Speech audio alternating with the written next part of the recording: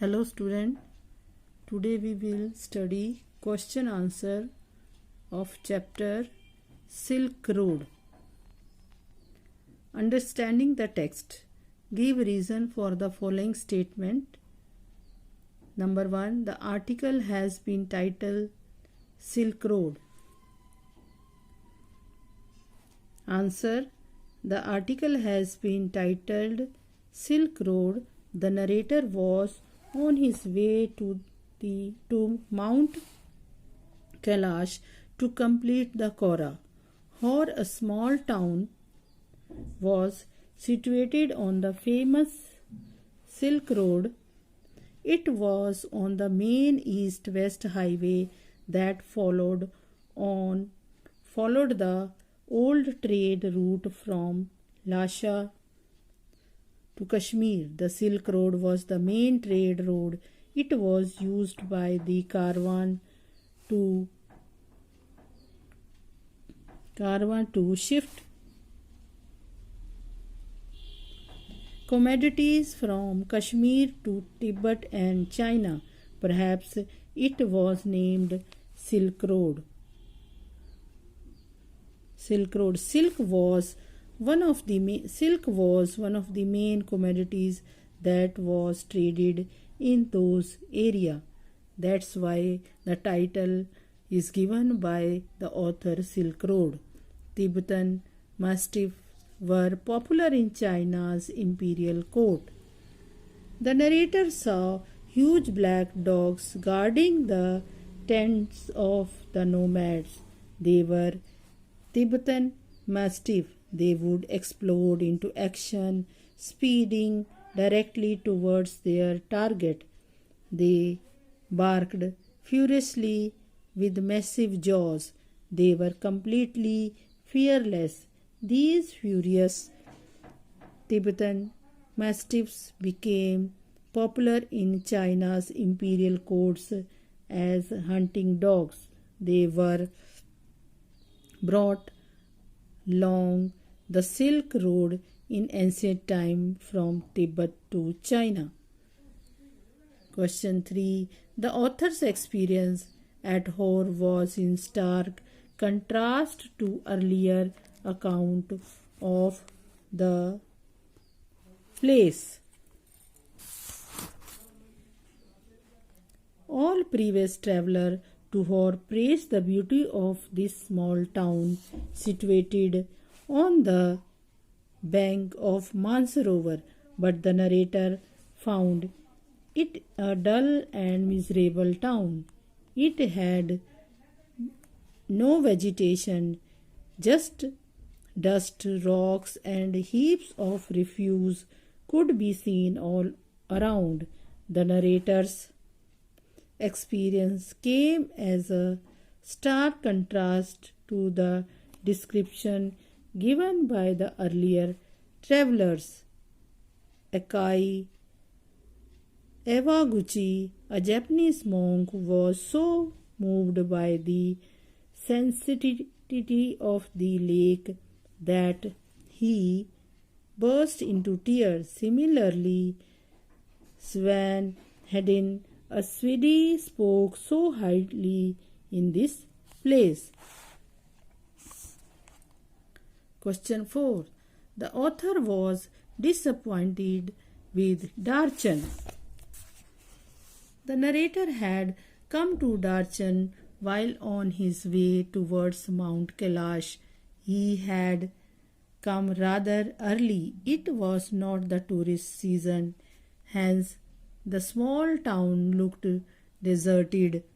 There were only a couple of shops selling Chinese goods and string of prayer flag.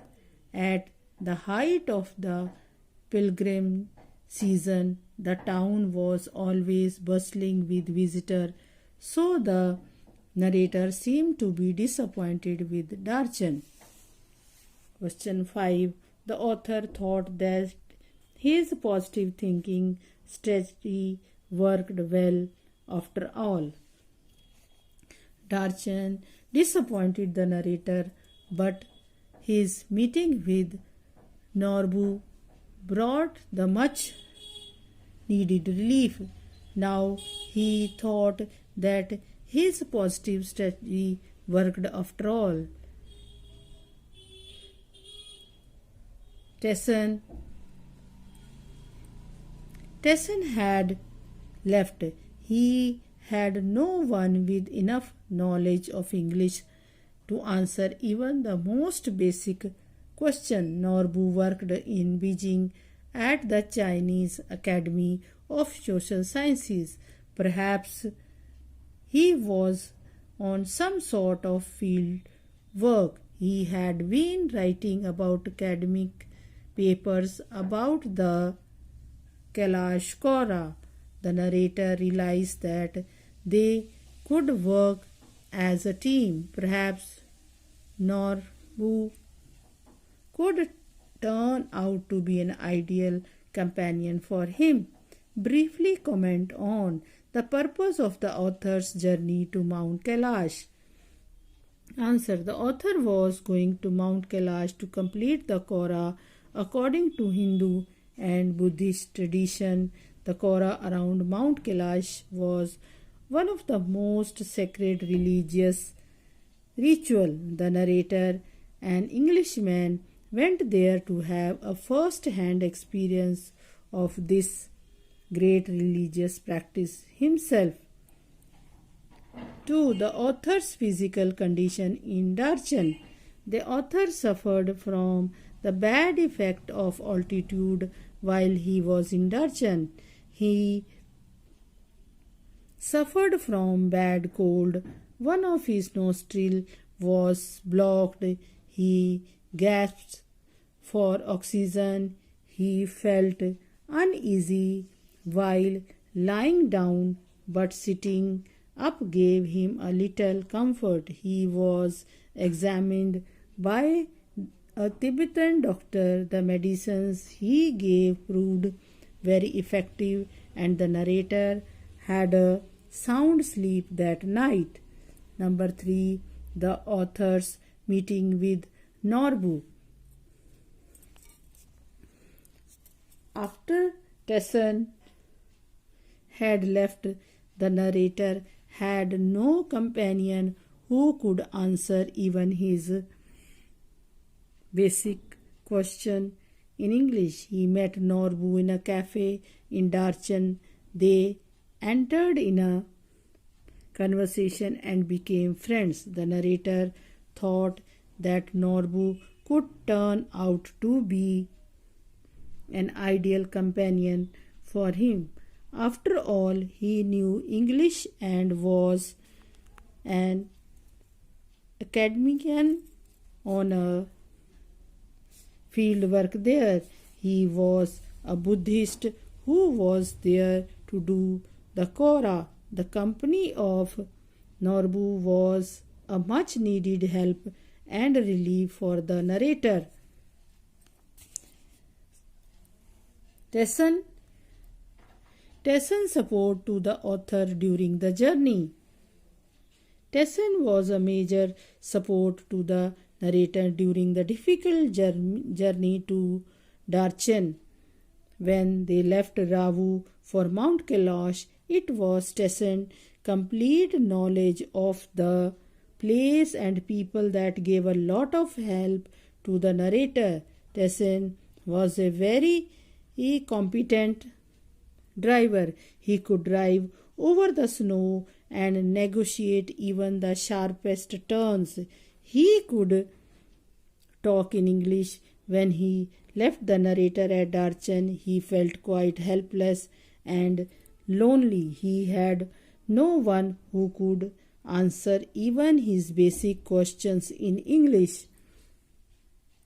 As a Buddhist, he told me he knew that it didn't really matter if I passed away, but he thought it would be bad for business.